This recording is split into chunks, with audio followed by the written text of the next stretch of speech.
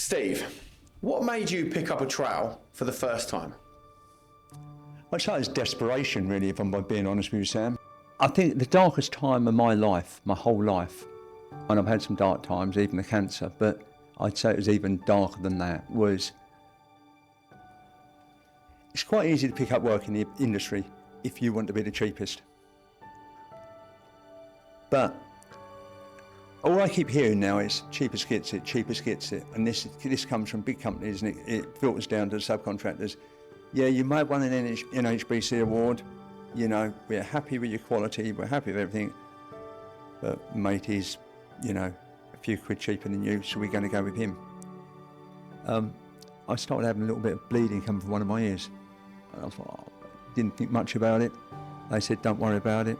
Went back a year later and said, look, sorry, we just misdiagnosed it. You've got a really aggressive cancer, skin cancer. And we need you to come in and we're going to chop a little bit of your ear off. I went in there, come back, and then I said to my wife, I think I cut my ear off. And effectively that's what I'd done. The whole ear cut, they took the whole ear off. And the whole ear was saturated with cancer. Never was I once kissed by my dad. He never told me he loved me my whole life.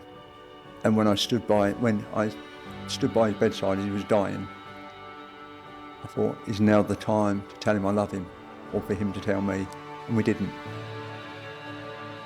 Or one of the guys I was in the army with is a Bricklayer subby himself. You don't mind me mentioning his name, Rob Roberge. Me and Rob were in the same army together. And also Jarv, who works for Rob, he was in the same regiment as well. Ironically, we all come out of the army, we knew each other in the army. In fact, in the army, I boxed against Rob.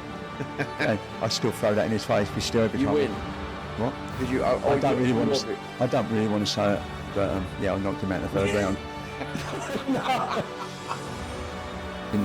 Not that I come even close to it, but I can see how people can, I can see how men can take their lives over something not, it can make you feel like that. I couldn't go home. I do. Believe it or not, I got some bread and jam and coffee, and I just sat in the office every night, just going through how I was going to get through it,